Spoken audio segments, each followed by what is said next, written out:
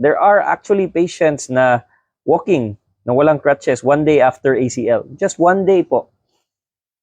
And some, I discharge because outpatient yung surgery. So others are walking without crutches immediately few hours after surgery. Pwede na siya, lakaw na sila, already walking. So I hope that helps and that answers your question. Salamat po. The one asking is kinsa to? Mr. Eric. Sir Eric, thanks for your question. And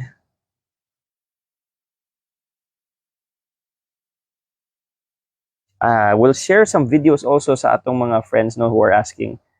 Sometimes dili man sila mutuo. I had a patient the other day, very happy, very surprised na, uy, tinuod gyud di ay na I can walk immediately. Dili ra siya like fake yun.